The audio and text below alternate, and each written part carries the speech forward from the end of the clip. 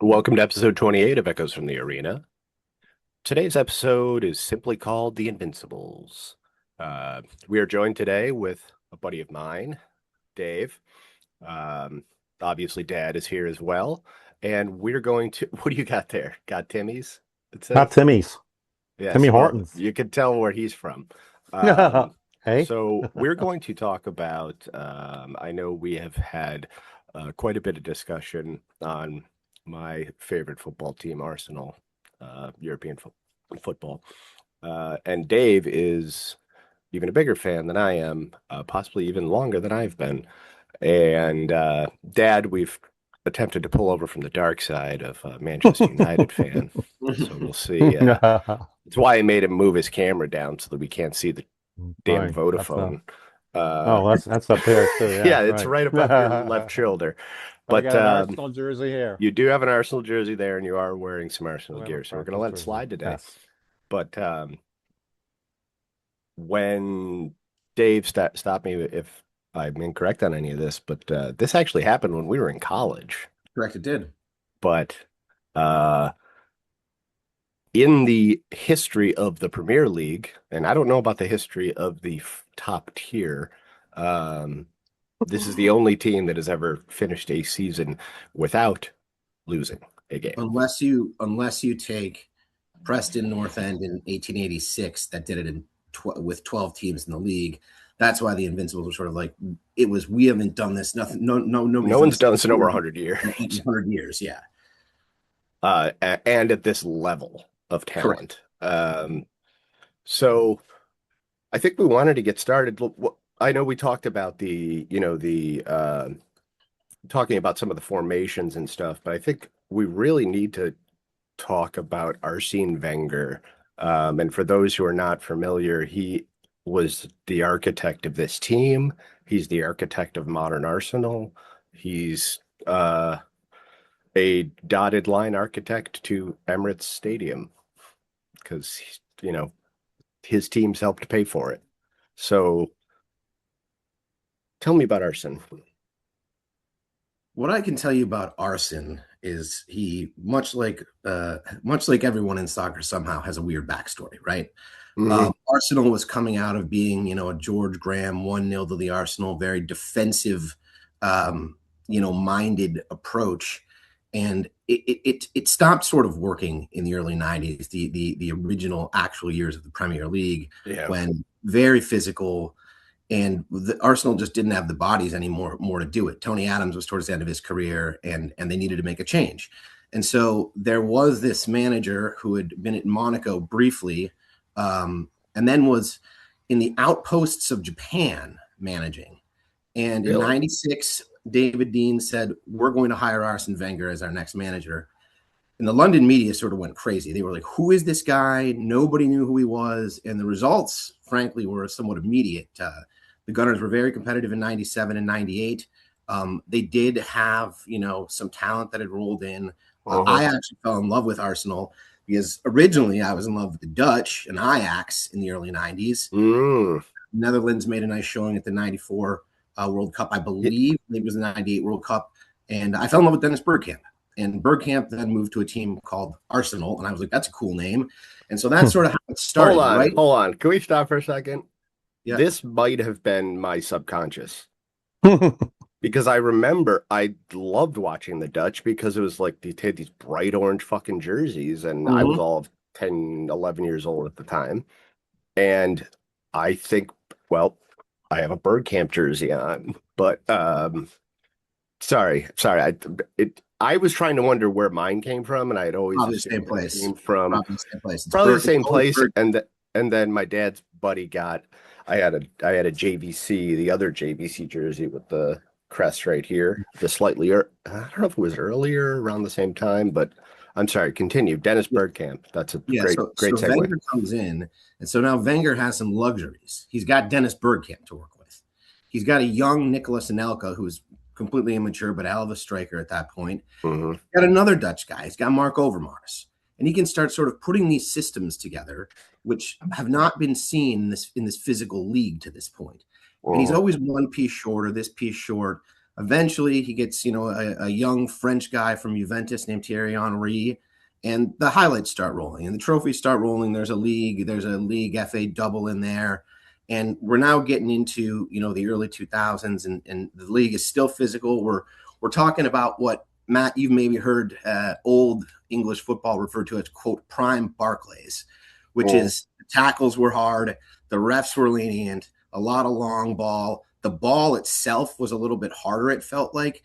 So, like, you saw bangers from everywhere, and Wenger has to somehow do this. And so we now get to the Invincible season, in which I'll reveal There you go. Oh, there we go. the The O2, actual yes. Invincible kit. Henri, it is the official joint that is double layered, which is kind of All cool. right. So a little one off on Henri. Henri actually hated the fucking double layer so much because he'd get hot. He would cut it out before the games. So I believe that. If you ever come across one of these that's authentic with one layer, it's Henri's.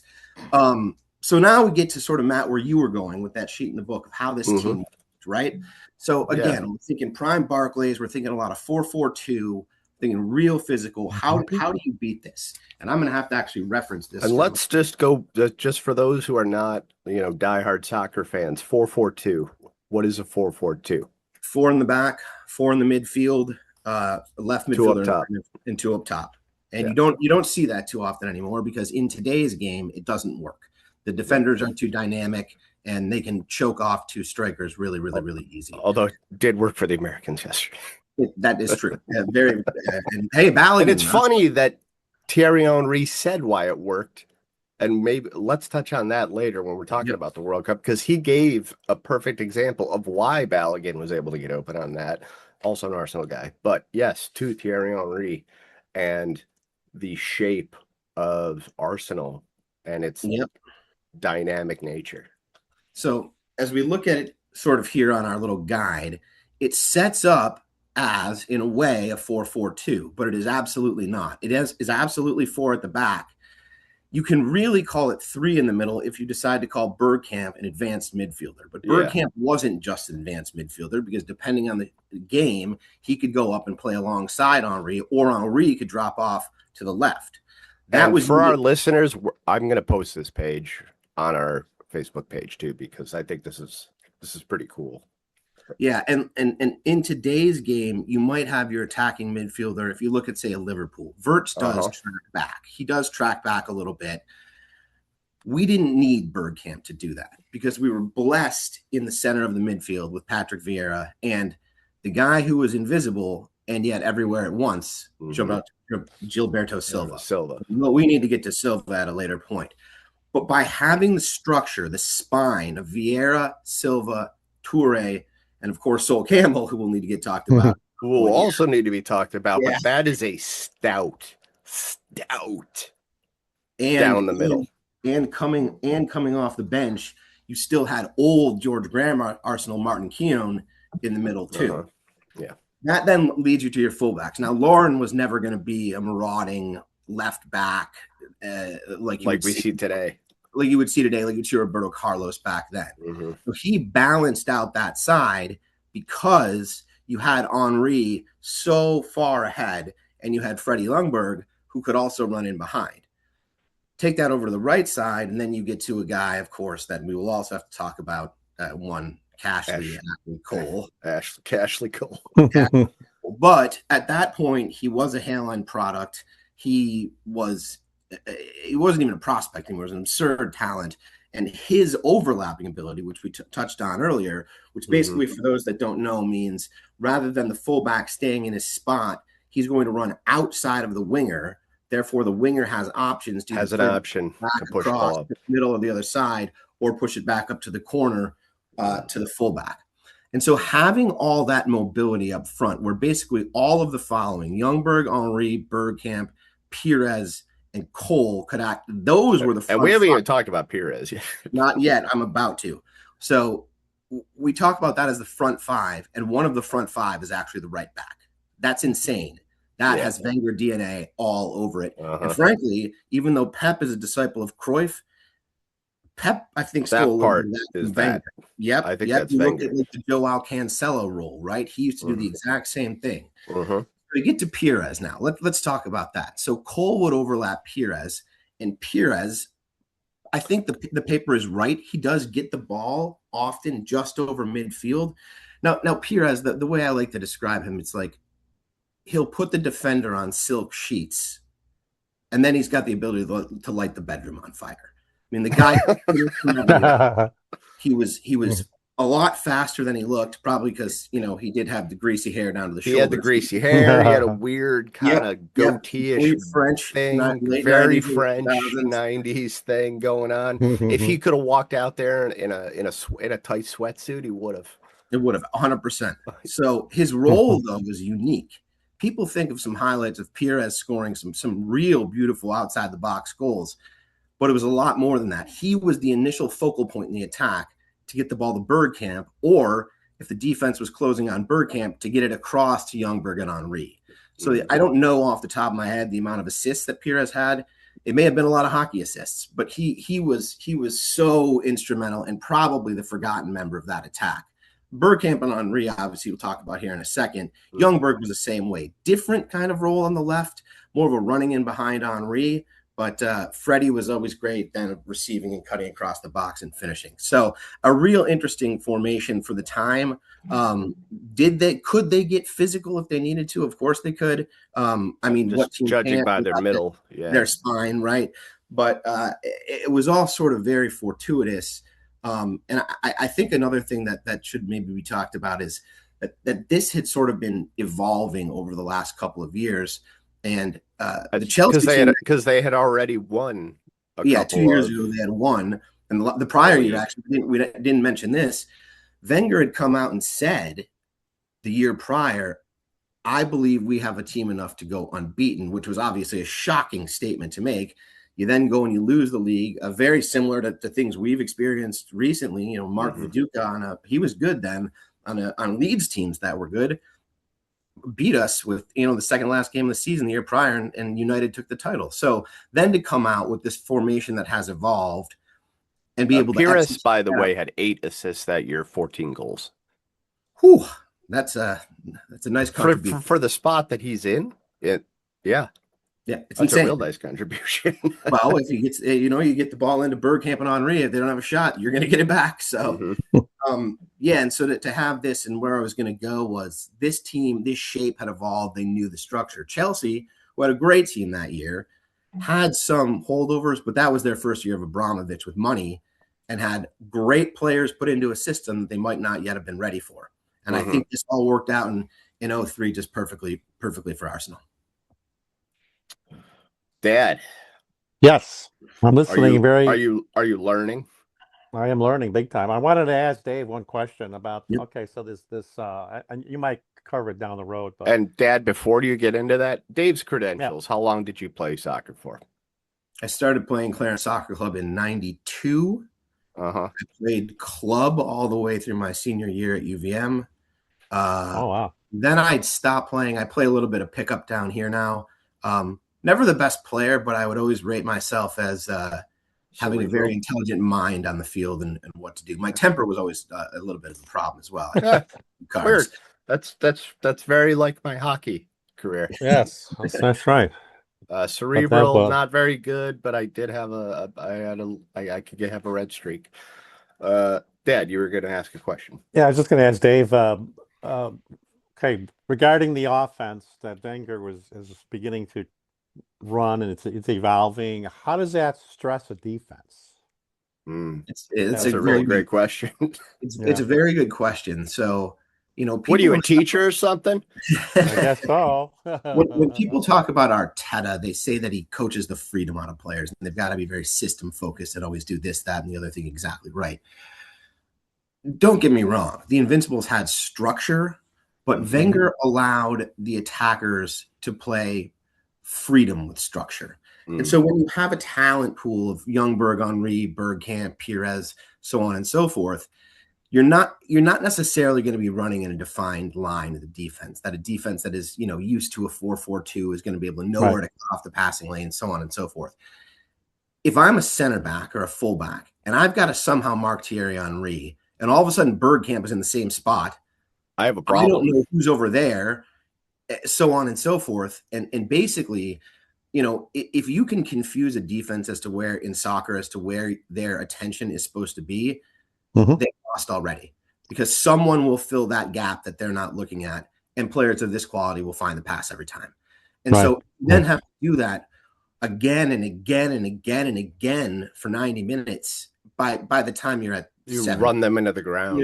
You're gassed. I think not in the same Invincible season, but there are highlights from us in Europe in the early 2000s as well, winning games, at the San Siro, winning at Juventus, where you can see that, where these Italian defenders that were the absolute best in the world are just run into the ground by this Arsenal team, who never looks like they're actually moving all that fast at all. It just looks like they're moving incredibly quickly, and because the ball's moving so fast, the ball can move faster than a person. Yep. Right.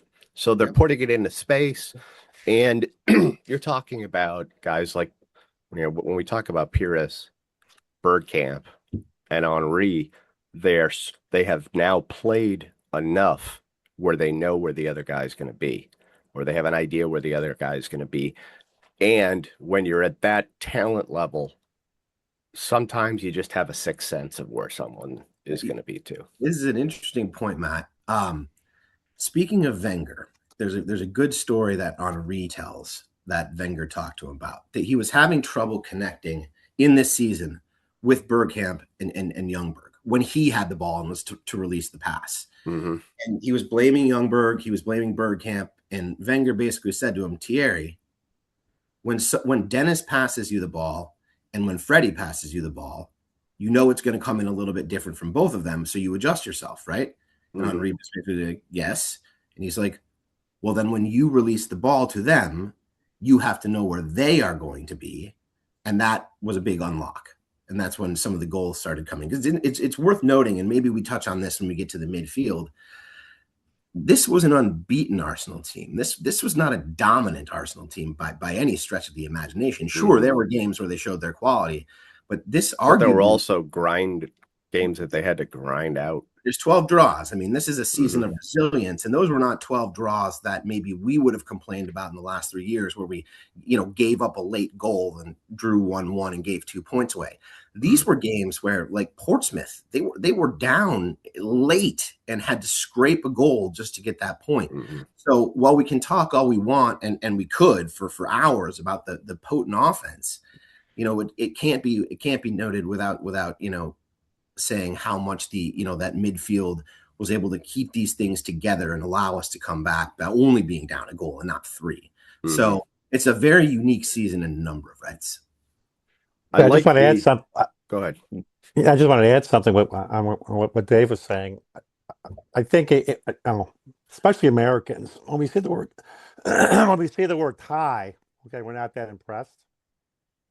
But in the Premier League, and Matt and I have talked about it ad nauseum, it is such an elite group of athletes that in no way, shape, or form is a tie a defeat, and there should be no negative thinking about a tie. So I think people need to understand how impressive that league is. I think with the 12 ties, that's an amazing accomplishment. I think that the area that I get aggravated at is ties against teams that I think that we have more quality than, or ties that drop points when we need to get points. However, there are games, and Dave and I talk about or text about this, where we'd be happy with a tie. At City, I'd be happy with a tie. At Liverpool, there are times I'd be happy with a tie. I'll take the draw, I'll take the point, and move on. But even a team like Fulham or even Burnley, on any given day, they can give you a game. So that's the point, Greg. That's the point right there.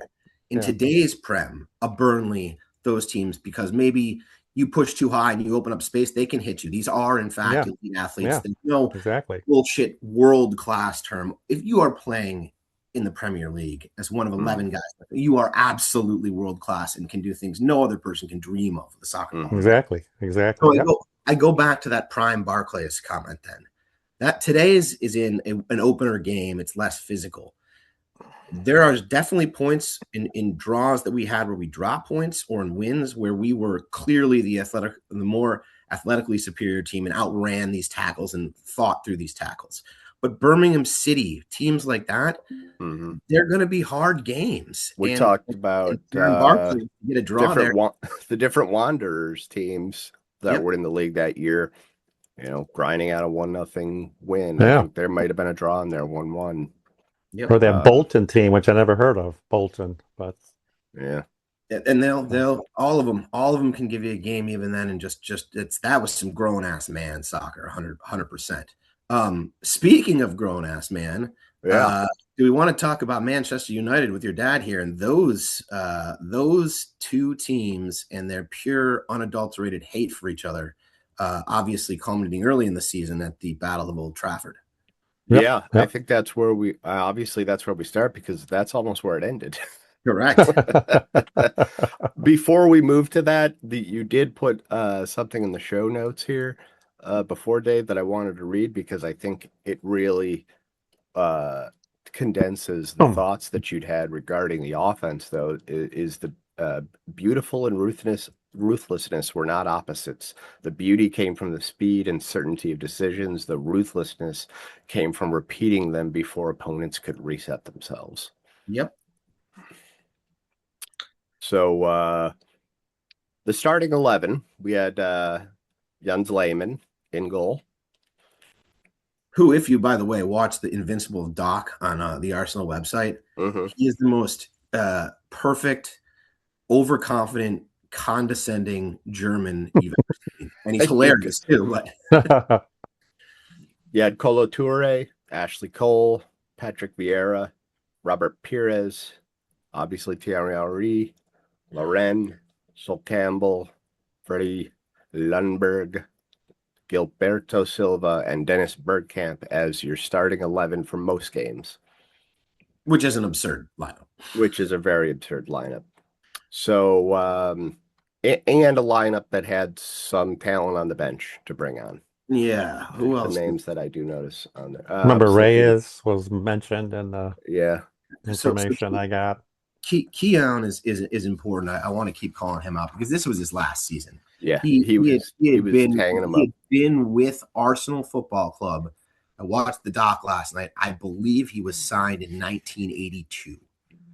And this was 2003, 2004. Yeah, so 20-something years later, and he's out there. As we get into the Battle of Old Trafford, obviously he's critical at the end that starts the fight.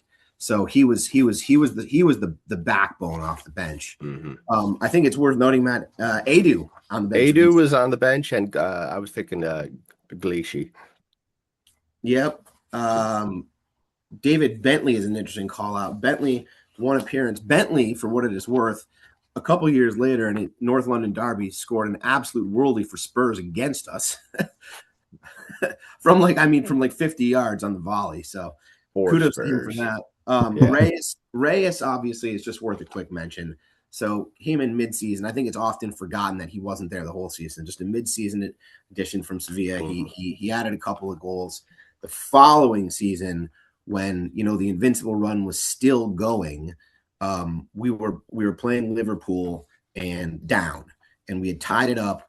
And there is an epic call of Reyes scoring a goal from outside the box to basically give Arsenal back its unbeaten run. Just a long Reyes. I think it's John Motson who lets it go. And I think that's the memory every Arsenal fan has of Reyes. Unfortunately, his life was cut short at 35. But he will always be remembered fondly by Gunners. Will Tord was absolutely and Canoe for that matter were luxury pieces. Will Tord had won the league for Arsenal at Manchester United a couple years back in the dark gold Sega jerseys, which were hard to find. There you go. Not exactly an attractive uniform. No. And Canoe, who is best known for a 20-minute hat trick against Chelsea a couple of years prior. So I mean, just an incredible bench to that incredible 11. It's wild. So let's get to the Battle of Old Trafford, but we did start the season that year against Everton, 10 men down, or we're down to 10 men. Sol Campbell got sent off in the mid first half, and I believe Arsenal battled, got a 2-0 lead. Everton scored a late one, and they just held on.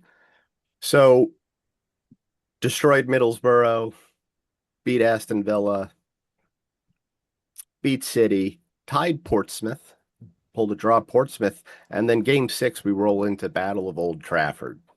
So it is Arsenal at Old Trafford. Dave, why don't you take it from there? So really, the main scoring excitement, quote, action would have kicked off very, very late. But those battles, wars, damn near against United back in those years, unsurprisingly, this was filled with extremely heavy fouls. Normally, those were United on Arsenal. Wenger hated that. Being a beautiful football sort of pioneer, he hated just being these. I guess they'd be called tactical fouls now, right? But these were just very, very orange card tactical fouls. So the game has heated up now. The atmosphere is electric, hostile. And United is coming in with a roster that is not far off of ours.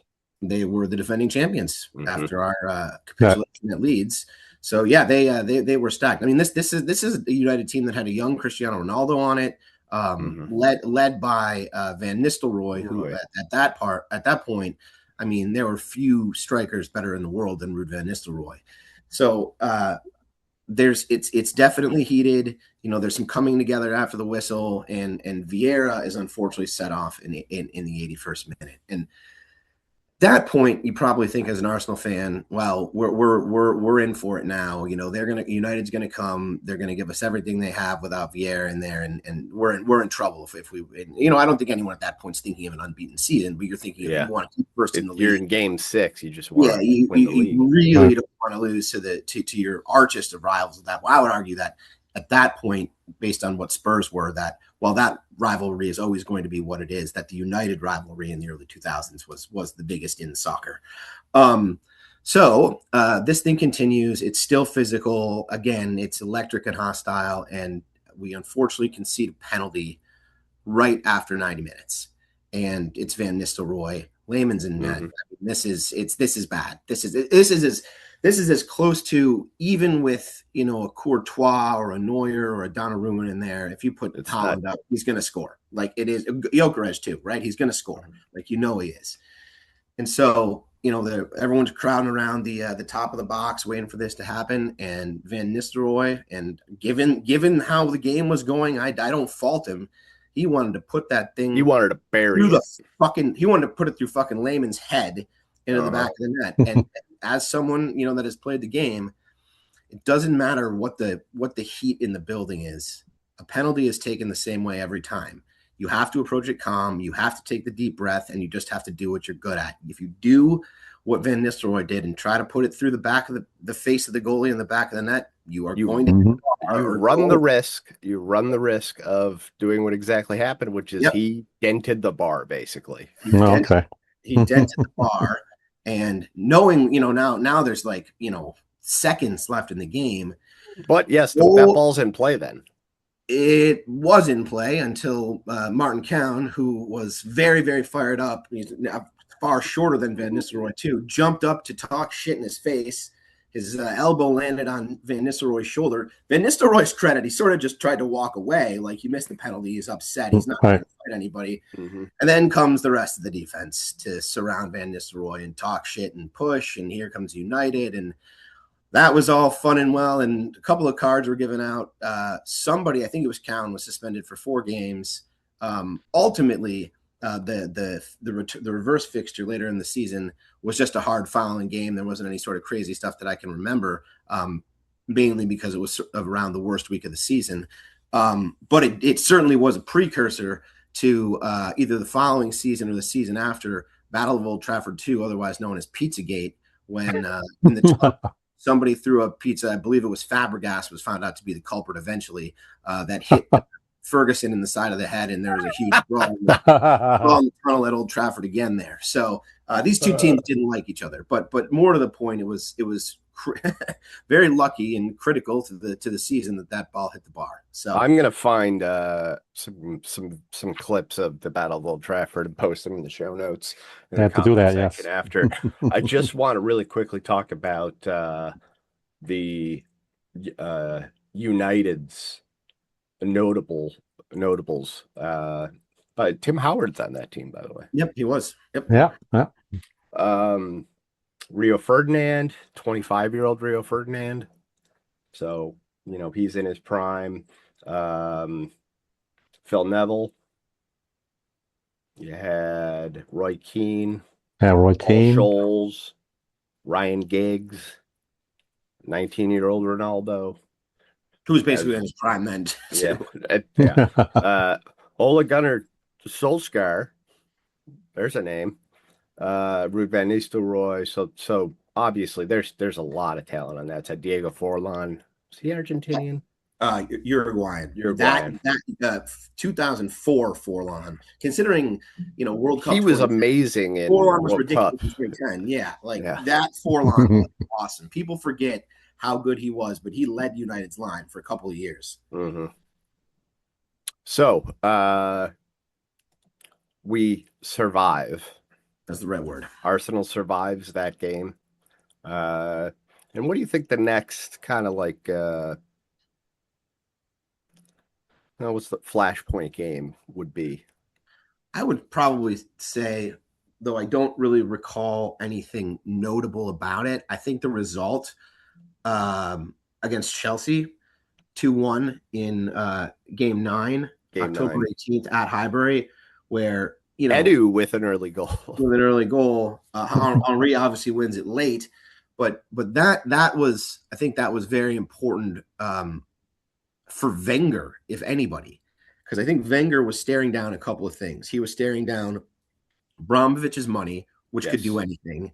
He was also staring down that he knew, and he and David Dean were the first people that knew this, that if they didn't do this now or the following year, they were going to have to start selling players for the stadium, which we all know how that went for 10 years. So Wenger was staring that down too. And he knew he didn't have many chances to left to be ahead of Chelsea. And so I think that first win over Abramovich's Chelsea was probably huge for him as a manager. Obviously for the players as well. And when we talk about money, we're talking about $500 million in 03-04. Yeah. Which in today's dollars is $1 billion. Yeah, maybe more. We moved clear to the top of the table after that game. Dad, anything any questions? Because I know you're the novice here. I'm the novice. Yeah, I'm just enjoying the conversation. I do have a funny story. I actually saw the other day on Instagram and involving Roy Keane. Roy Keane asked Rory McIlroy, who was a Man U fan, who was his favorite player, and looking at Roy Keane, he said, David Beckham. I'm sure Keane expected that response. They're ball busters. They are. I was Northern Irishman. I've started to like Keane a little bit more in his retirement in punditry. Obviously, he was a complete cock when he played. Just one of the dirty. I mean, if you're going to be willing to be dirty, well, at least he owned it. So yes, he did. Just like Cantona used to. Cantona necessarily wasn't dirty. Cantona's just an insane lunatic. He had a speech from the FIFA Awards like 8 years ago where he was talking about like the flies eating the horses or some nonsense, but it's worth a watch. Well, at least he had the wherewithal to go into the stands with cleats first. With there you go. Add a neo-Nazi. It was I didn't realize it was a neo-Nazi. Yes, I found that out later, and I was like, "Oh, I feel way different about this." Yeah, so do I. But obviously, that Nike ad where he blows the ball through the devil is legendary. That's the classic. That's the classic ad. One of my favorite things about both the World Cup and the Euros is that Nike Football's advertising. Oh my God! 3-minute ads they put out. Good. absolutely perfect. That Brazilian one in the airport, it's still my favorite. That was after Yeah. World Cup '98. That's another good one. And then the my Because I favorite, love that bossa nova music and just the absurdity at which they can dribble the ball. to have a quick pivot, the best one in my opinion is when you have, perfectly prime Ronaldinho at Barcelona, and then he goes to the pitch and they give him the I think they're gold boots, and he starts juggling from the sideline, and he juggles the entire way around the box, and then flips his foot up and hits 4 consecutive shots off the bar. Catches them on his dribbles it back around, doing all sorts of tricks, and then when he gets back to the sideline, just drops the ball and takes the boots off. And to me, I've seen that. Absolute royalty. I mean, you can just go on YouTube and type Ronaldinho. And this was before CGI like that. Like, this wasn't fake. No, that was absolutely all real. Absolutely real. Just to show how outrageously talented these people are. They could hit a fly. That phrase that is often used, that Bergkamp's a good example for it. He could hit a blade of grass at 90 miles an hour or 9 miles an hour. The same blade. Oh wow. Yeah. When we say blade of grass, like that is actual literal. It's insane how accurate these guys can be. I look at it this way. I'm sitting in the odd, and they got the thing in between the second period where the guy's got to come out and shoot the puck through the hole to win the car, right? Yeah. Right. That's how accurate these guys' passing is, which is just preposterous over a 20 to 30 yard, distance. Yeah, especially when you're not passing to a stationary target. You're passing to a spot where the guy's going to be in about 3 seconds. It's just absurd. If I can find some of those ads, I'll post those too. We might have ad is really easy to find. That was super. Yeah. The comment section in the show notes may be substantial after today's episode. So I'm going to jump to game 11 where we destroyed Leeds at Ellen Road. Henry scoring early, Pires scoring early, Henry scoring again before the end of the first half, and De Silva scoring the first one in the second half. Just shredded them to pieces. Yep. That was Wenger ball. There's an interesting thing in there that you really sort of do have to know deep in order to understand how important this is. Who do we look at today, Matt, as a fantastic holding midfielder that occasionally scores, like only a handful of goals, but is otherwise unbeatable? Rodri, probably, right? Yeah. Well, of a few years ago, probably. Yeah. So I look at Vieira. Vieira is not like Rodri. Vieira could move up and down. Vieira would have these long sliding tackles with his legs. He was a completely different kind of midfielder. Gilberto Silva, Mr. Invisible and everywhere at the same time, he was the more apt Rodri comp. And he put in 4 goals into this season. And that doesn't sound like much. When we have a pure defensive midfielder who's not really involved in anything, especially in the way that we lined up in a formation, that's remarkable. So he's not box to box. He's like a CDM. He's a real CDM. He's destroying transition and getting the ball back upfield. But his ability to put 4 goals in that year should not be understated. He's like a cryptid in Brazil who you only, when you know he's there, it's way too late. So that's Silva is. The next game, Matt, is the North London derby. And Mr. Calvin Klein himself with a late goal to win that. Obviously, getting a win in the derby always, helps the momentum keep rolling. Mm-hmm. And Tottenham did score early in that game. So we were down. Arsenal was down 1-0 heading into the late second half before they started to take control of that game. And it's just wild to look at the scoreline, just be like, oh yeah, there's in 69, there's Pires. Oh, in 79, there's Youngberg. Like the amount of attacking weapons was just what we would do for some of those attacking weapons today, Matt. Well, the next game doesn't really back off that either, because Lundberg scores in the 4th minute, Bergkamp in the 80th, Pires in the 88th. Yeah, one thing I wish that I had added into these notes was the positioning and record of the other team at the time, because that would be good to know. I don't know where Birmingham City would have been. And the thing is, in the early 2000s, we couldn't even compare it to today, because you had teams like Birmingham City coming in 6th place, right? So it's just it would be helpful context. Then we have Yeah. a goalless draw at Fulham. That can be skipped. Leicester Now, City. are we in that 9 games winning streak yet, or is this from Yes, later? I believe we are. That came after Okay, Middlesbrough. okay, because that was amazing in itself. Yeah, Really. that's worth calling Yeah. out. We've seen teams in the Prem do that recently. City has done it. Liverpool has done it on its own thing. But Right. again, and I hate to keep tying it back to this, but we have to think about the era that this was in. You didn't win 9 straight games. It was almost like FIFA. If you started to win 7, 8 games, someone was going to break your striker's fucking leg the next game. I was actually just going to say that's it. This is that kind of league at that time where if you got 2 ahead of everybody, someone's going to do something dangerous to knock you down a peg and bring you back to the rest of the pack. Right.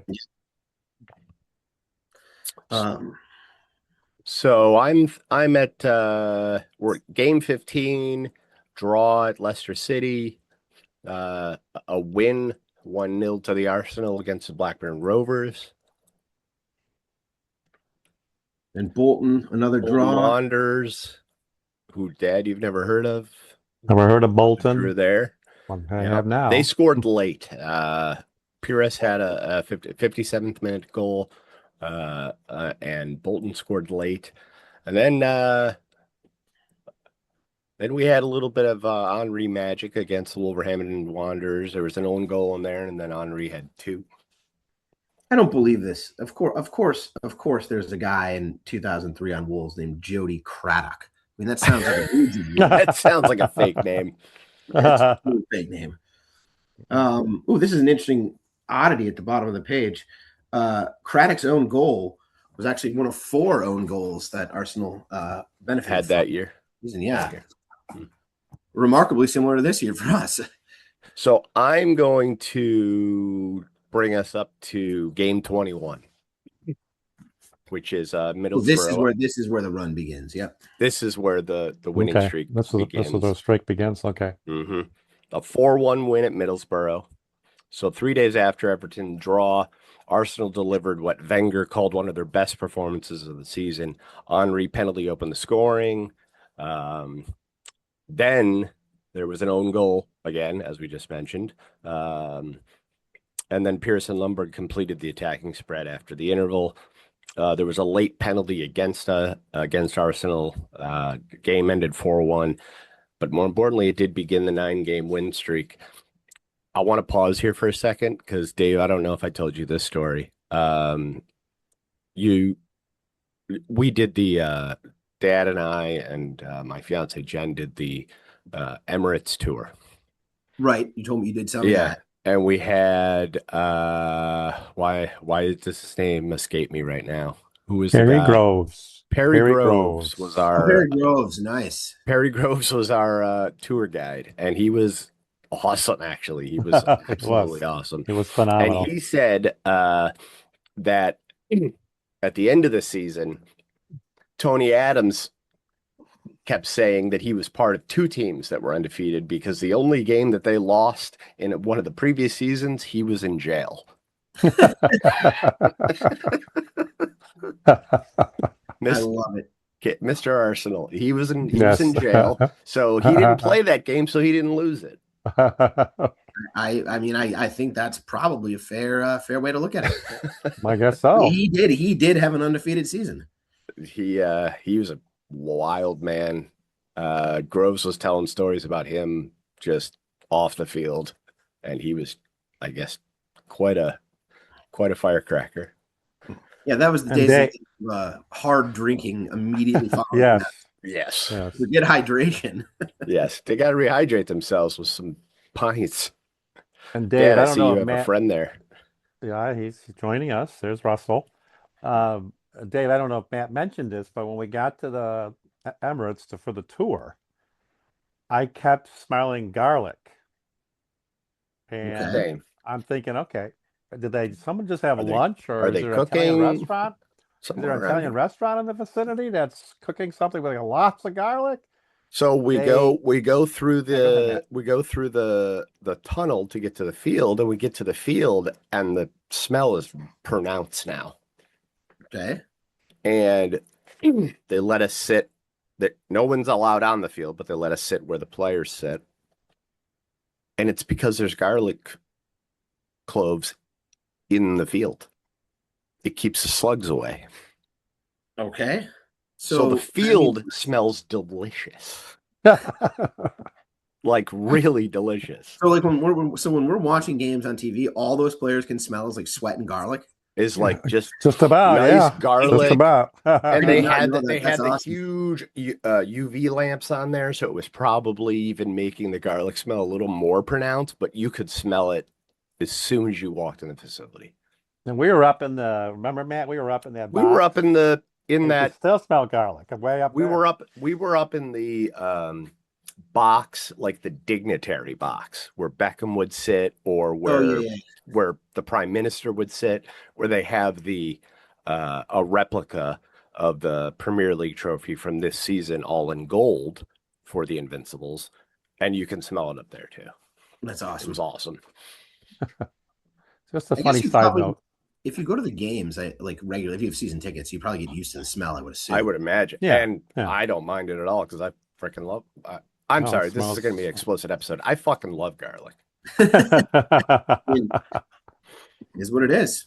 Yeah. Who doesn't? So the 9-game win streak starts with smashing Middlesbrough, a win at Villa.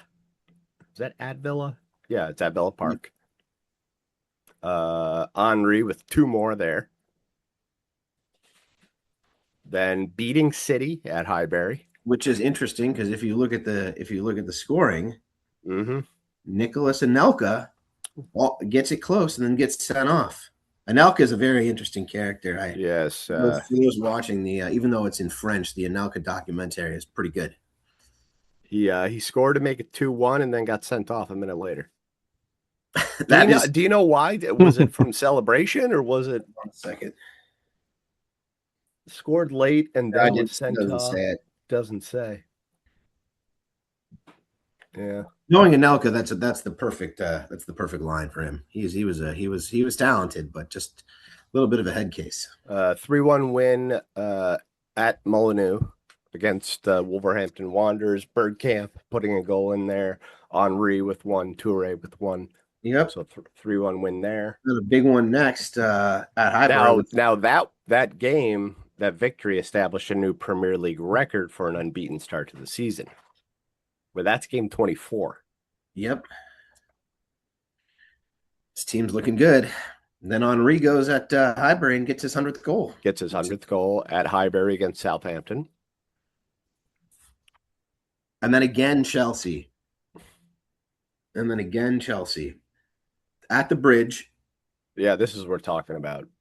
Edgar Goodjohnson, 27 seconds in. Boom, right in. Right. Goodjohnson was a good player.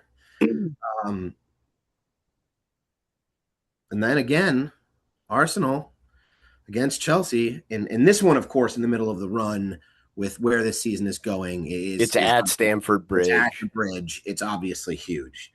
Yeah, I think that, there's a lot more to happen in the season, but if we're now living in that exact moment, this is the biggest moment to date. I think it probably feels like, because of recency. You met, obviously Old Trafford earlier is huge, but that's a big win. You're now at game 26, and you can probably, there's some thinking, could we go the whole season without? I would say that is probably after this game, I think. Yeah, starting to creep in. There's probably, I would imagine they sort of touch on it in the doc that the players weren't exactly thrilled with Wenger's comment a couple years back, because it's like, what the fuck, boss? It like, puts now the pressure on to win every game. I always was impressed with Leverkusen a couple years back, because they had, now with social media, that was being tracked since their 20th game. And yeah, they lost the Europa League final, but I mean, they did the Bundesliga unbeaten. They did the unbeaten. Pretty crazy. So I can only imagine having to do that with this being this in the news, the London news all over you in 2003. So then they go to Charlton, which is somewhat unremarkable because they got too early, got a little bit nervous late.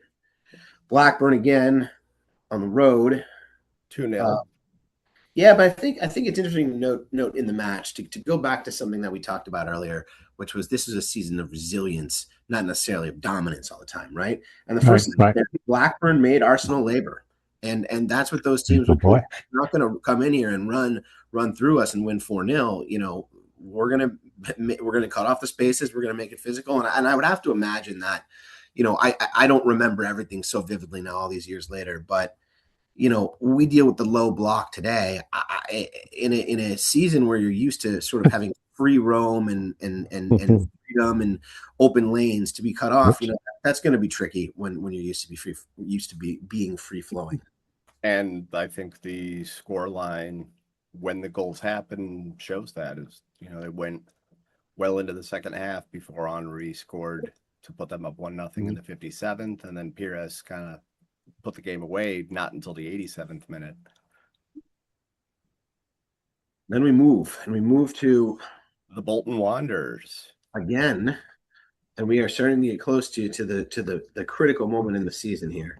So you know, obviously things keep rolling along. Pires and Bergkamp. I mean, it's insane to continue to look at these timelines and just see the names over and over again, and you just feel a little bit for defenders in having to play against Arsenal, particularly at Highbury. And knowing now what we do know, that Henry was able to put 30 in that year, in the Premier League only. Yeah, and that's that again. I mean, there's so much talent that Henry has, but that ball, I remember those balls. I mean, you remember sticks to stick in hockey, Matt, right? Like boots are the same, but balls too, because balls behave differently in the air. And for some reason, these Nike balls in the early 2000s, you could just hit, and they would do funny things. And a lot of Henry's stuff, it was gorgeous in the box, or his trademark little finesse into the top corner or bottom corner. But he hit some bombs too. I mean, everyone was hitting bombs. Yeah. He knew what they could do with the ball, and then that brings us. Well, hold on one second. One other note here that I see on the oddities down here in that Bolton game at Highbury: kickoff delayed by 15 minutes because of high winds. I can't remember seeing any games being delayed for high wind. It's going to make that was unique. I could see him delayed for a lightning strike, or a lightning storm, but high winds. That must have really been high winds. Really like gale force. Yeah, I mean, I don't even know how you would possibly even cross a ball. That actually, from a playing perspective, would be very difficult, because you would even, balls middle off the ground would be affected by wind. You'd have to play the game effectively all on the ground, which certainly favors the defender. Because you don't really know where the ball is going to go when it gets in the air. Certainly, the wind it might be different 10 feet up. Yep, 100%.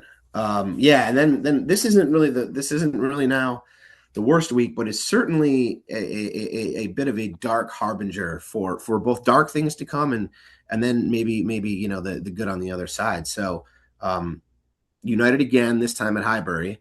And this one is hard. I actually remember this game a little bit, and I thought Arsenal looked pretty good. United was doing what they do. I mean, a great team, but playing physical. Henry going to do Henry things, and then Louis Saha late makes it 1-1. And that is 1-1 going into the dreaded breaks of cup competitions. We again.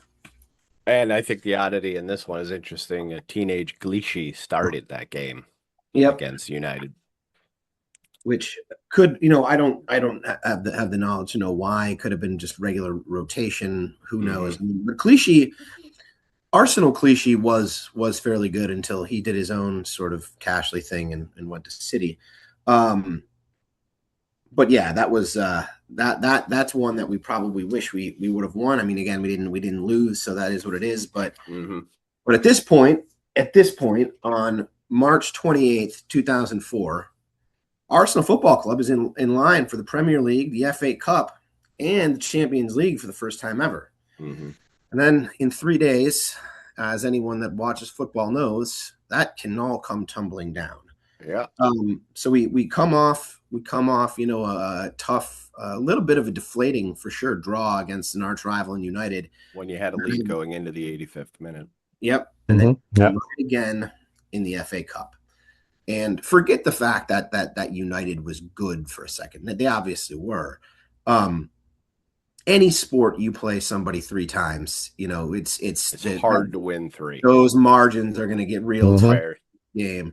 And I actually, funny enough, I don't remember the Chelsea highlights. I do remember the United highlights, and I saw it again last night to keep it fresh. But it looked like a tired box. It looked like a tired box, and it came to Scholes, and Scholes isn't going to miss from 12 yards out. And I was curious when the draw was compared to when they played this FA Cup. The draw would have been, well, it's tough to say because in 2004 there still would have been what were called FA Cup replays, which is if you drew, you just played a separate game again. So if there were no replays, it probably would have been announced in like mid-March. And so this was April 3rd. If there were replays, it would have been announced. Well, no, it would have been announced when I said it was, but unless United or Arsenal had played in a replay, because we would have just been waiting for the replay winner then. So it probably would have been announced. So nevertheless, it's a tough one, but it's the FA Cup. I don't want to minimize the FA Cup, but you're still alive for the Prem. You're still alive for the Champions League double. And you're in a 1-1 aggregate. You had gone to the bridge and got a 1-1 aggregate. So at that point, you've got 2 wins and a draw in the Champions League over Chelsea. I mean, you're feeling pretty good about coming back to Highbury. You're all the confidence in the world. Highbury at night against Chelsea, even the Champions League. That's going to be a scene.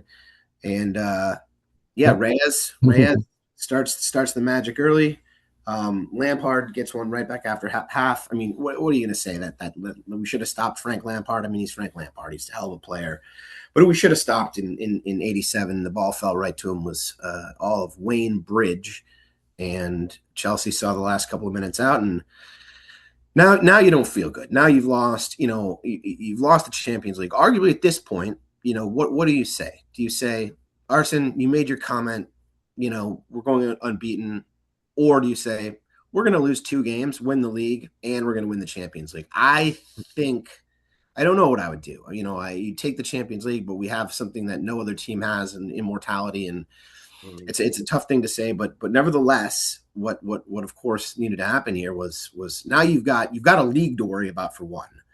2, you have this unbeaten thing hanging around, and what does it matter anymore? Does it matter more? And that takes us to, probably what I consider the Chelsea wins were important. Battle of Old Trafford, obviously important, but this Liverpool game next was without question, at that point, from if anything, a vibes perspective, the one that would matter.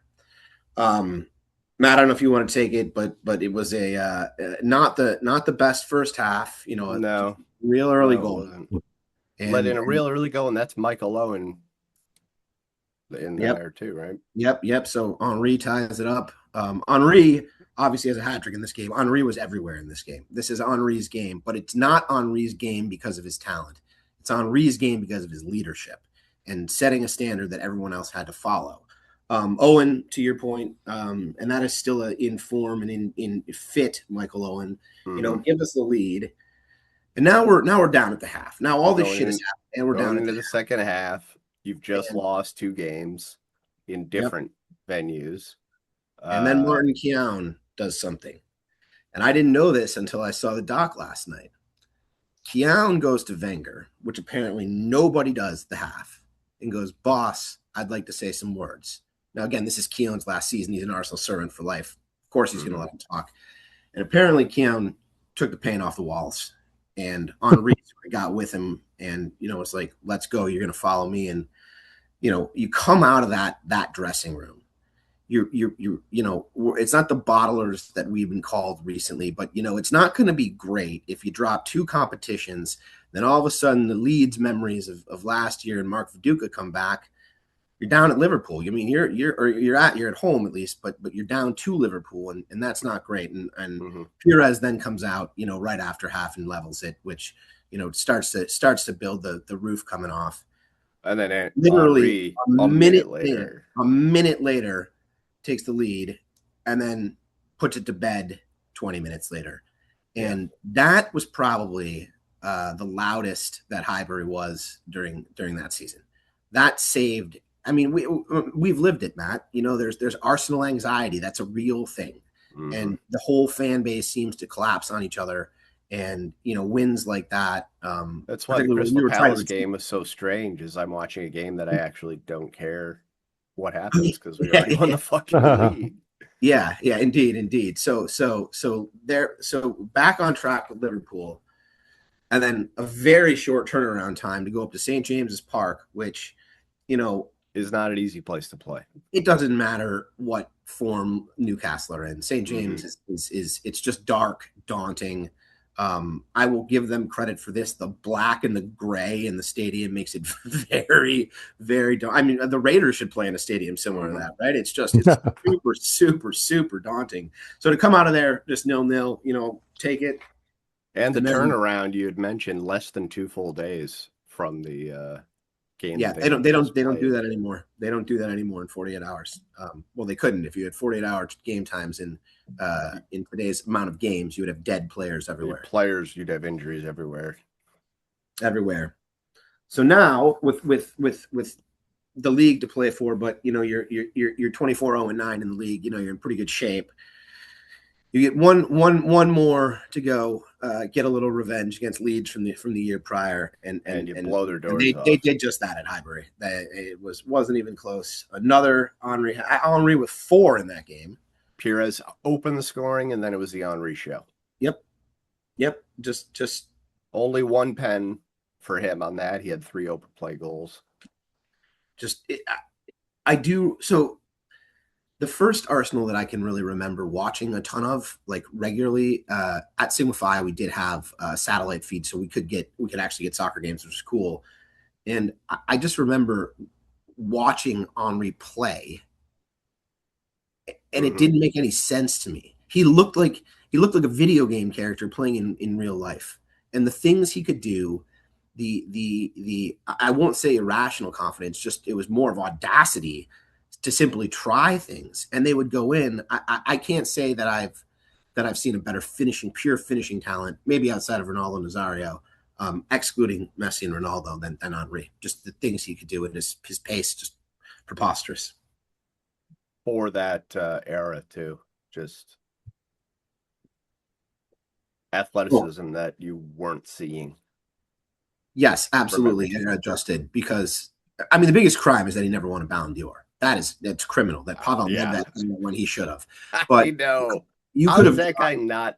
I don't know. But you could have. My point was you could have dropped Henry into today's Arsenal. That Henry in today's Arsenal, and he wouldn't be dynamic. It's same as Alexis. I mean, you could do that too, but Henry more to the point. So as we get into only a handful of games left, there's the second North London derby, which is relatively notable here because we won the league at White Hart Lane. We won the league at White Hart Lane. We won the league at the shithole. Yep. So they became champions then, but the task is not over. So no. That I would be hard pressed to feel like any pressure felt like it was off at that point.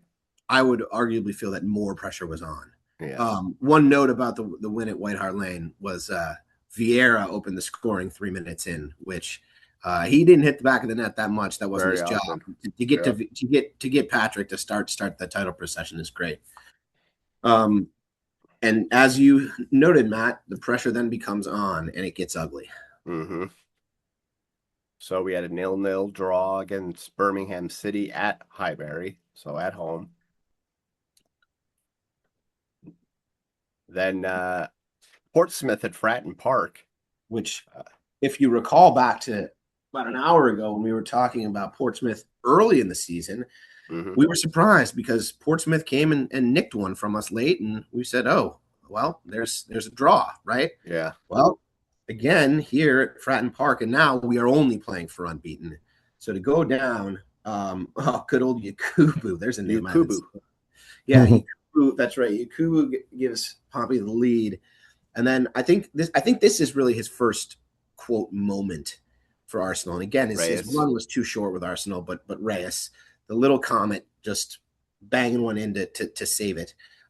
You obviously, at this point, if you were, and I think probably most of Arsenal was Arsenal supporters engaged in this unbeaten run. Mm-hmm. I mean, it's got to be concerning that your backup striker gets the goal in 50, and you got 40 more minutes against Portsmouth, and you can't get another one back there. This is the end of a long season, long ass season. So we go into the penultimate game against Fulham, and Reyes has another one. 9th minute, 1-0 to the Arsenal. So they had to, hold on to preserve the win, but they only had one game left. Yeah, and that's crazy. That Edwin van der Sar, I forgot that he was not just with United for a while. He was at Fulham. And then we roll into the final game of the season at Highbury against Leicester City. And what happens in the first half is not really how they drew it up. Not at all. Paul Dickoff gets it's a great name. Paul Dickoff gets a goal for what is it, the Foxes? Yeah, for the Foxes. And they go into the half down 1-0. Anything come up about this half? The halftime for this game in the documentary? No, I believe they just sort of like skipped over the half and within like 45 minutes to go, we knew we had to like buckle down, like that kind of stuff. Had to do something. And yeah, there wasn't really anything. There wasn't really any halftime take the paint off the walls except for Keown against Liverpool. So coming right out of the second half, penalty, Henry scores, makes it 1-1. And there you go, Vieira again. Wins it. He wins it. In the 66th minute, 2-1. That's how it would end. And that would be the Invincibles season. And a gold trophy presentation. There was 26 wins, right? Yep. 12 ties, was it? 12 draws. 12 draws. 12 draws. Yep. 0 losses. Pretty remarkable. Mm-hmm. I don't know if you'll ever see that again in the Premier League. We saw it so close. It was so close to happening. Was that the one where Stones, Liverpool City? Stones took it right by millimeters. Yeah, off the line, and that was the closest that it ever came. That had to really. We haven't seen anyone push it late into the season. That Liverpool team definitely had a shout at it. They were very, very, very strong. Mm-hmm. I think Leverkusen is more surprising to me, but then again, the Prem is a lot more balanced top to bottom than the Bundesliga. Yeah. But I mean, you still have to beat Bayern twice. You have to beat Dortmund twice. You still have to, do a full. You got to, be in Europe competition. So impressive that Alonso was able to. It was more impressive that Alonso did that in his first season as manager. But nevertheless, it's a small club, and the founding members of the club are us, and it again, I think it's pretty remarkable that given the era of the game, that we didn't have to necessarily be dominant. It's what we all want every week that you and I watch, Matt, is we just want to see out the game and get at least a fucking point. Just don't drop them all. Take one if you have to.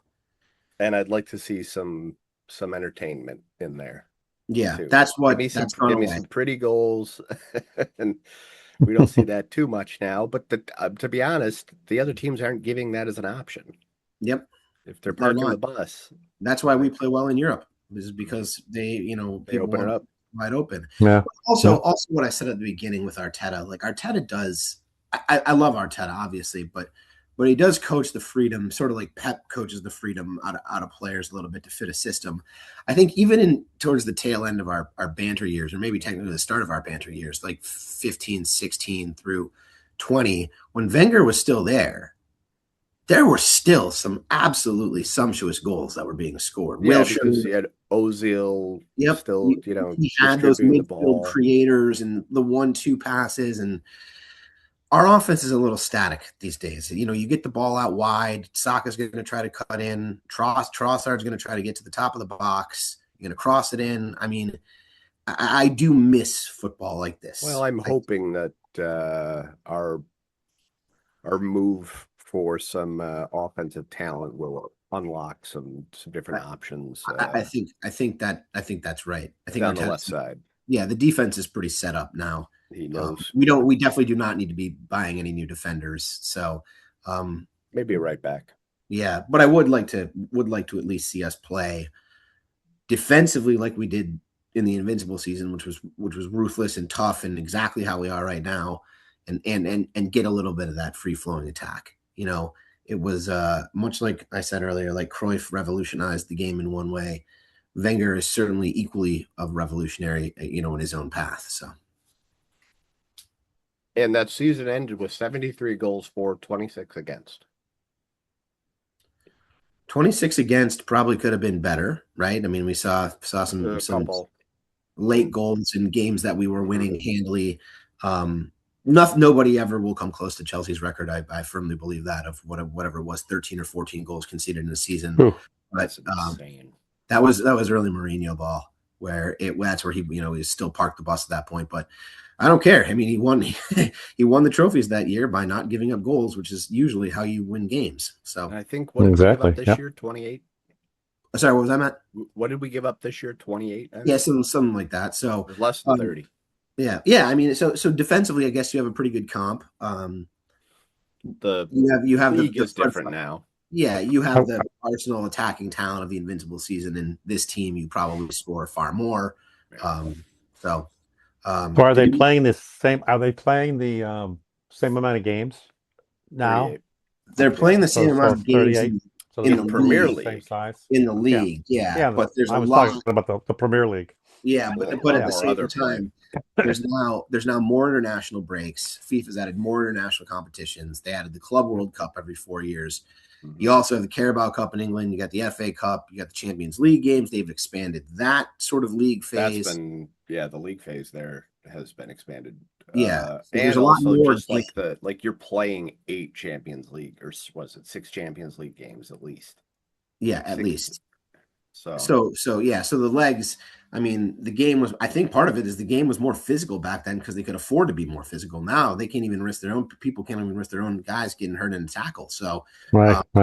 Yeah, it's changed the game. I don't know what I prefer. I mean, that is sort of the era that I grew up learning the game in, and so like I like a hard tackle. I like when they get into it, and I like to see a little bit more freedom. It's obviously an incredible product to watch now, though, too. So it's interesting how the game evolves over eras. But these guys, the Invincibles, will always hold a special place in all of our Gunners' hearts. Yeah, for sure. Let's pivot real quick. Yep. We are through at least one game, if not 2 games of group play in the World Cup. Dave, who jumps out to you immediately out of these first few games that we've seen? Big teams, small teams, any teams? Any team. Canada. Yeah.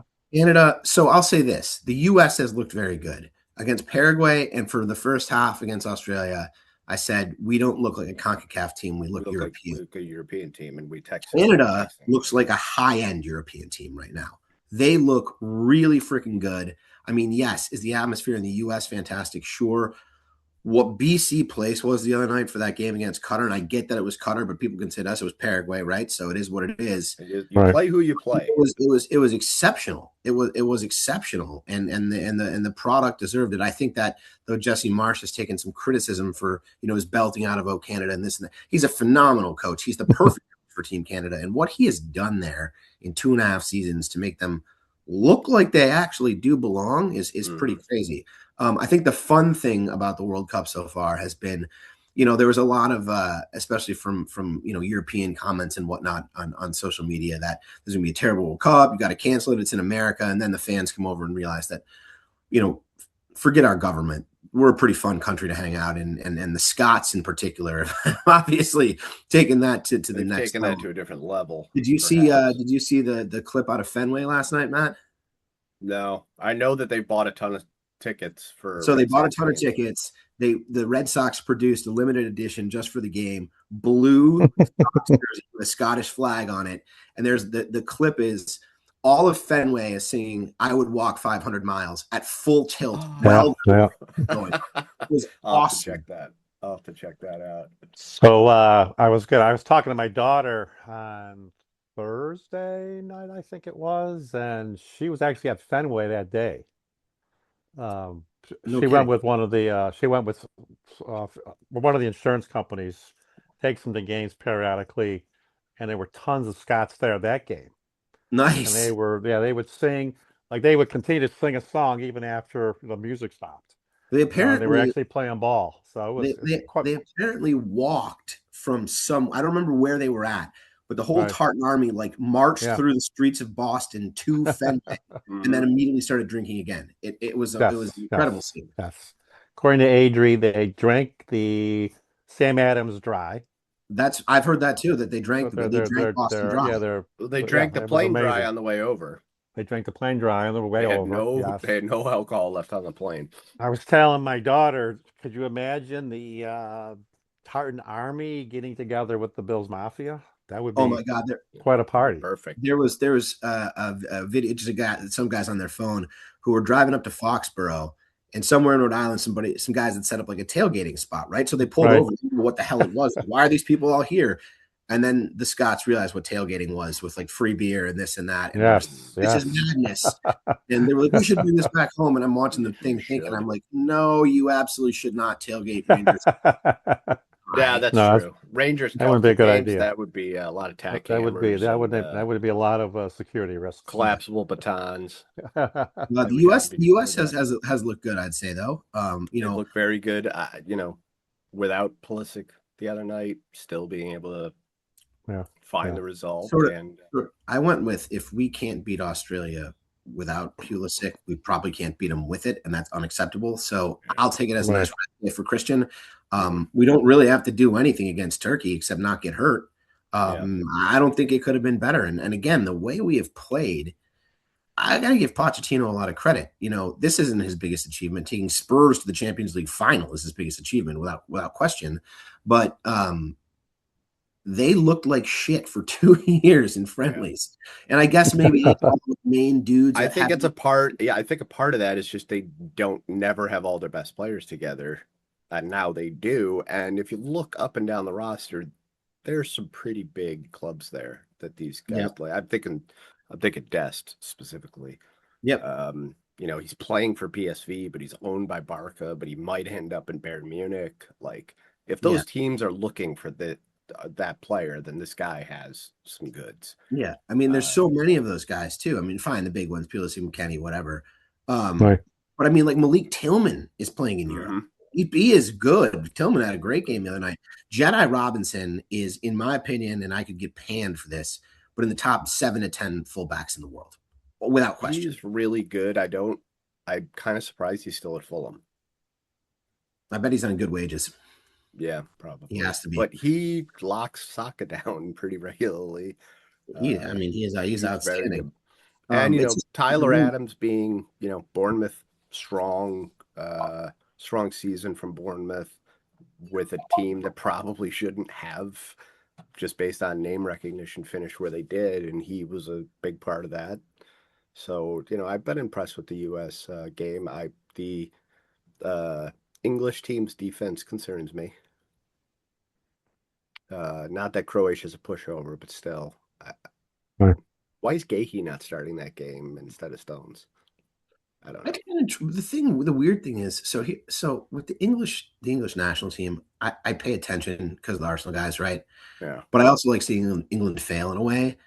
But at the same time, I will say that I trust Tuchel. He's a good manager. He really is. And like, if he's making the calls, he usually makes the right calls. Like, I mean, he doesn't lose a lot. He's won the Champions League. He has managed, like, when he first took over England, he got them playing well in like 2 weeks, which is saying something. So if I were a Brit, I would trust his decision making, I guess is what I'm saying. But they got a very different problem than we do, in that they have so much talent. Putting together a lineup can be a problem. Oh, it's the same. That's what I believe about France, by the way, is that it always takes France so fast or so slow to get going for this reason. You look at England, 5 Arsenal guys, three Chelsea guys, right? At least they've sort of played together. Like the French dudes are all They're all ball, over the place. but there's like Mm-hmm. one French dude on each team. And so it's like it's very hard to have cohesion there. Portugal's the same way a little bit. Just arrogant guy. Right. And if you have if you've got a player like Mbappe who's demanding the ball when that ball could easily go to 3 or 4 other guys who are about as clinical as he is at this point. I'm thinking of Dembele and Elise. Yeah. Like You actually don't even need him. Mbappe? Yeah. Yeah, I would actually argue that they may. Like, people say that about Madrid sometimes too. Are you better off without? Are Mbappe? you really better? Yeah, I wonder. I mean, he's the same. He's really what he is a diva wide receiver in a way. Dad.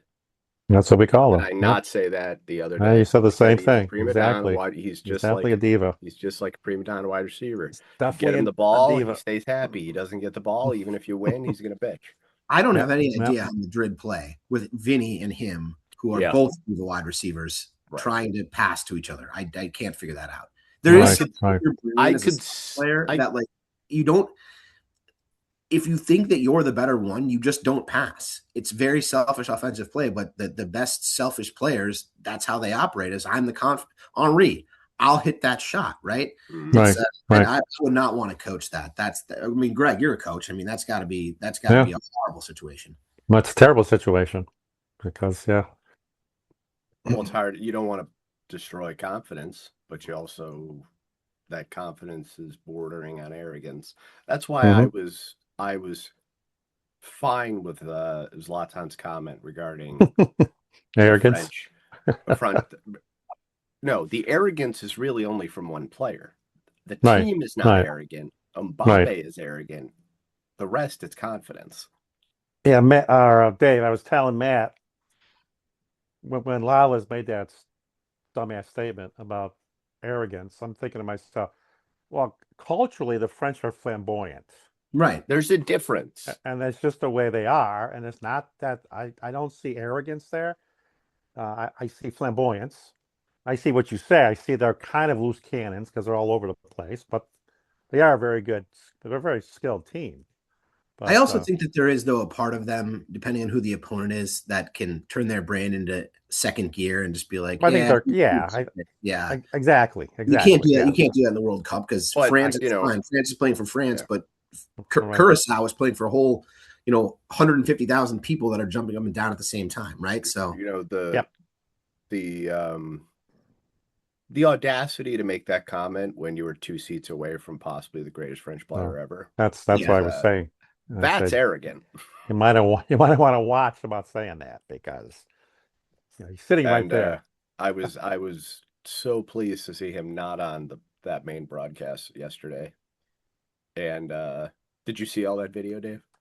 Which I've seen a lot of video of the. Did you see the video of Lalas not being on the broadcast yesterday? No, he was in Seattle. He was in Seattle. Yeah, he was with the American team. Yeah. So it was just Rebecca Lowe with Thierry Henry and Zlatan. Yeah, I saw part of which could easily just be the group. And Rebecca Lowe's just like Alexei left us. And and Zlatan goes, who? And then Thierry Henry's like, it sounds like your plan worked. And she's like, don't put this on me. And then Zlatan's like, you're welcome, America. I have not seen that video. I'll send it to you. Yeah. It's as soon as the broadcast started at around 1 o'clock for the 3 o'clock start. And, he's in Seattle. And Dad and I have been talking about like, okay, we could think of a number of American players who should easily be there instead of him. And one of them is actually employed by fucking Fox. And exactly. Dempsey. Put Dempsey with those two because at least he played in the Premier League. Yeah, that's a good point. I mean, Dempsey does definitely hold down that other desk, but yes, but he should. I agree. He should be with Henry and Ibra. Well, you brought Rebecca Lowe over. Why not bring Tim Howard? Bring Tim Howard over. Tim Howard, because Tim Howard, he played with those guys. Tim Howard or Clint Dempsey, if you want to have an American contingent in that group, has to be guys that played in the EPL, because there will be a level of respect that you at least you played in the EPL, not you Mm-hmm. played and won a fucking MLS Well, championship. Henri and Howard respect the shit out of each other. Yes, They played exactly. against each other. They played against each Yeah, other. exactly. I mean, Exactly. and that's No. exactly right. You cannot possibly be in the same room as somebody that's played in the same league as you, especially on a good team, Yeah. and say you don't deserve to have an opinion, right? And Lalas Dempsey deserves to have scored. no opinions. Dempsey was a pretty effective scorer for a few years there too. Yep. But Lalas Dempsey just does not have that. He does not have that respect, and he can't command it because he's a doofus. yeah, He's 100%. just a fucking doofus. Like, why? If I'm him, why don't I? Why would I put myself in that situation? Correct. Why when the broadcast didn't shut down for the first time on night one, did he I'm not like, say, you know what, "Hey, this Zlatan, isn't. my name's fucking Alexi. Like, stop doing that." Well, you know why. Or actually, he Because maybe did do he that. probably did, and Zlatan He doesn't was give a like, shit. sure, Alexis. Okay, Alexis. Yeah, he's gonna Yeah. do what he wants to do. He's Yeah. gonna be like, yeah, I have a black belt in Taekwondo, and I'm Zlatan. But the thing about Zlatan though, when you get the heel out of the room in Lalas, he actually in his English is his fourth language, I think, had a Yeah. pretty intelligent conversation. He with has Henri. he knows the game extremely well. Yes. And you know, his stats are more inflated than Thierry Henry's because he played a lot of Serie A and they just score more, but Yeah. still a legend of the game. And yeah, he has good insight when a butthead's not sitting in the fucking seat next to him. I'm just trying to look and see how many goals Dempsey had in EPL play. I mean, Dempsey has one of the more famous goals in Fulham history. I remember him at Fulham. So it was the 2012 Europa League semi. Matt, there's an article on the All right, he had Athletic. 57 goals in 218 games. Yeah. There's Which an is article. very, that's pretty impressive For an American, he was the first for an to do American. that. Yeah, for an American. So see if you can find it's an older article. It's about Fulham's 2012 team, Matt, on the Athletic for when this is done. So in that second leg at Craven Cottage, they had gone down and they had to have some margin to win. And Dempsey comes on as a sub. He wanted to play. He wanted to start, but he comes on as a sub. And at like 65 or 70, gets to the top of the box, backwards, his back is to goal. And he just sort of turns and chip shots at the same time and chipped the Juventus keeper top corner and brought Craven Cottage down. Such a great name for a venue. Craven Cottage, 100%. Yes, I love it. I love it. Yeah. Any other thoughts on World Cup? Dad, any thoughts on the Invincibles that you're clamoring? No, I was very questions well. that you're clamoring to get out? I was very impressed by the presentation that you and Dave did. I enjoyed listening because I did not was the know. color commentator. I did not know. You know, I knew about it from your reminiscence, but it was nice getting an in-depth. Yeah, I didn't know. of it, I don't and know it as well as Dave did. I just it's been one of our best shows. Really, it really Awesome. has. Thanks, yeah, guys. we've gone about We an hour really and a got half educated. here. Yes. Any other shit we want to bring up? Bills are at OTAs, I think. Oh my God, did you see the fucking, if you haven't, find the YouTube video of Josh being interviewed by Mitch Morse a couple days ago. Is it No, I haven't hilarious? seen that. It is I did not see fucking that. hilarious. Is it? I have to Because listen to that. okay, so I'll just give you an idea of what it is. So Josh is at the practice facility. By the way, he has an absurd mustache right now. Awesome. Okay. It's awesome. and Mitch has this like, oh, we're gonna take some questions from the audience, except all the audience members are either NFL players or people that Josh knows. So it's the one is like Samuel from Seattle, and it's Sam Darnold. No. They're talking about his golf game a lot. But it's very funny. It's very funny. What do we think about Tuck's presumed contract? It seems a little rich for my blood. Is or what he's asking or what we're offering? Well, I saw some 77 million number. 77. If that's Is that what he's asking then? Because we offered 9, right? 9 million. I just think that's too much I just think, for yeah, I what don't know. I'm I don't know. what I I'm think gonna get. First of all, that if was it's an 8-year deal 877. or any, if it's like an 8-year deal, you're only getting his prime at best 4 or 5 years.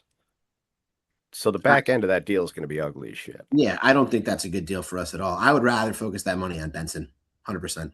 Yeah. I don't want it. Yeah. I still think Benson needs a bridge deal. I don't think he's ready for long term. I have to see it. You got to see it on the point sheet. But I think you might rather What if you take got that him for? risk. What if you got him for like 5 at 5? Okay, that's probably the highest I'd go. I'd Yep. want to stop his bridge deal a year before he's UFA. Yes. So I would err on the side of a longer deal. So I might have to make it a little bit richer than I would normally be comfortable with. I think with um I think if you let Tuck walk, you take yeah, it's a risk, but you've got Hellenius, you've got Osland, and you have Kulik who didn't even play this year. Yep. And And you can can you sign get someone too. You can sign an actual and you player. can sign Byram because you Yes. just traded Kesselring. Right. Right. And like Right. Yeah. now, Adams, palm trees or whatever. But now we're legit. Now Now we're a big players mess. will come here, I think, if they want to win. I think so too.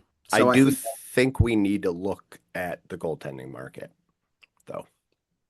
I like Lukanen, but I'm not sold on him. I'm not sold on him. And Lyon is too inconsistent. I like Lyon as a backup Yeah, because so he do I. can play as good as a starter and he can do it for stretches of time that most backups can't do. But yeah, I'm a little bit worried about goaltending, but the draft is Well, right around the corner. I'm still not sold on UPL and high pressure situations like the Stanley Mhm. Cup playoffs. He Yeah, will but have a good game or two, but then he has these he goes into these zones where he's kind of a little scary out there. I think The the puck. goal he let in the So, OT of Game 7, that shot was just well, to that one and that was even just to that. create a rebound. That wasn't even Yeah, I know that that wasn't wasn't a even really a high intended to danger score. shot. At So the Yeah. that same was time, basically line up with the puck and let it hit you. I mean, that's all you got to do there. I mean, is there an argument that having a failure for him in the playoffs makes him better mentally? I don't know. I mean, I guess I you'd don't have to. disagree that we got to upgrade the goaltending, but I would hate to dump him this year. I'd be fine to dump him next year. I Right. just don't know that I want to go into another season hoping that he and Lyon can put together a good number one. That worries me. And I I think mean, if you keep UPL and you bring another goalie in, then I think you got to move Lyon. you And you can't. got to. What's your take on what's his name in Rochester? Oh, Levi. Levi. Kevin Levi. Yeah. Well, we'll find Something's got out to happen this this year. year. It'll find out this Either camp if he he's ready. either he goes or if he stays, he's got to be up on the big club, I would think. I mean, if he's not ready by these Let camps, another team get him develop. ready Yeah. because goaltenders, yes, they do develop at a slower pace, and some don't hit their stride until their late 20s. But I don't think we can keep him and continue developing him. And I don't know that he would be motivated to continue being here if Yeah. he continues to get blocked from the starting position. But if he's blocked from the starting position, it's because he hasn't earned it. And if he's Right. blocked from Exactly. his starting position because he hasn't earned it, then he hasn't earned anything. Then he really hasn't earned Right. it. Yeah, Yeah. that's a good Right. point. All right. Well, I think we've definitely gone long enough. This is our longest show at about about an hour and a half. But it went Uh, fast. yeah. So, Uh, Dad, do we have a thought on a next show? I think we need to probably get together and think about what we're gonna. yeah, we got to get together. I got a couple. I got a couple ideas which I want to but I got to sit down and put them down on paper and we can discuss it. Yeah, and then Um, we have the World Cup for several more weeks. We Yep. the World have Cup, Wimbledon starting at the end of this month in another week or so, and then we have the tour starting early next month. July 4th. July 4th it So we have starts. a lot of sports coming around. So lots Yeah. of sports. We got training camp, like we said, and so NHL it's going to be a draft busy is imminent. summer. NHL draft is coming up. Yep. NBA. Do they have the NBA draft yet? No, not yet, right? No. NBA draft's coming up. I enjoyed we got- watching the NBA Finals. I don't need to get into it now, but I did enjoy it. I enjoyed the Knicks I winning. didn't watch it, but I do think I think it's good. I mean, I saw the scenes in New York, but I think it's good that the Knicks won it. It's important that the Knicks are relevant. Yeah, for that league, it is. I mean, I All that just plus- hate seeing like the Memphis Grizzlies be good, right? Like the Yeah. Knicks or the Celtics or a team name I A recognize. team that's been around. Yeah, I'm actually excited to go to New York to see what the vibe is there. Well, it's exciting too because it's the media capital of the world. So Yeah. that's important for the NBA. It's important for New York, like you said. Mm. Matt and I were talking about the participants in the Stanley Cup and the fact that, well, I don't know about Vegas, but Carolina's not a media market, and I think it kind of got lost. Yeah, I think we're obviously darlings because we always tune in for the finals and everything. Everyone knows we're a good hockey town. Right, exactly. I work with obviously being in the Mid Atlantic. I know a ton of people from North Carolina. I'd give Carolina some credit that they're a real hockey town now. That doesn't mean they have a big media market, obviously, but they actually care and they show up and they know what they're talking about. So I'll give them a little credit. Well, we'll see if they care when they're not good. When they're not good, we'll see how much they care. Well, that's what's going to be interesting around here with Caps fans. Like, yeah, exactly. Before Ovi came, I've got two brothers that were in my fraternity they're from DC originally. They used to be able to go even after the Capitol Center closed and they moved downtown. You'd get like $12 tickets, half full.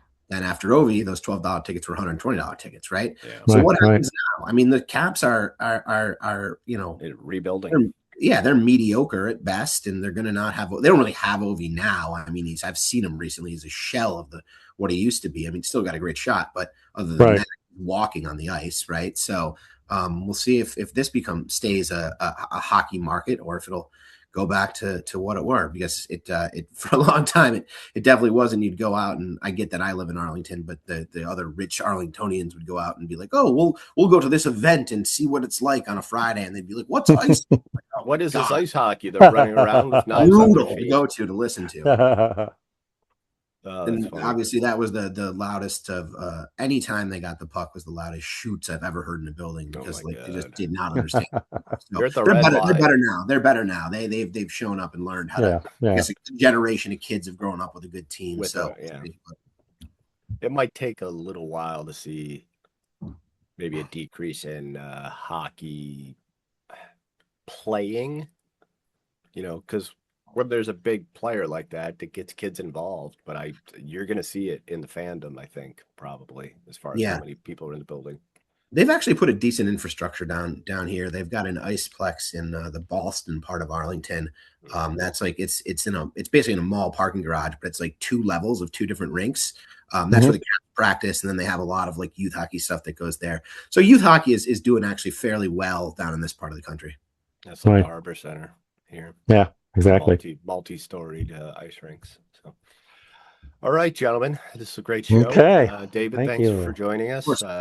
Thank you, David. We hope to do it again. We do have the Community Shield coming up on August 16th, I believe. We do. Maybe we should do a season warm-up Shield. There you go. Yeah, that's a good idea. Yeah. Maybe yeah, we could do it. We could do like we could do an EPL preview, and then part of it will focus on Arsenal, because I don't give a shit about the other teams as much. All right, I gotta take a recently graduated 5th grader to a mall for the afternoon. That'll be fun. That sounds like fun. And who joined us on your side, Dad?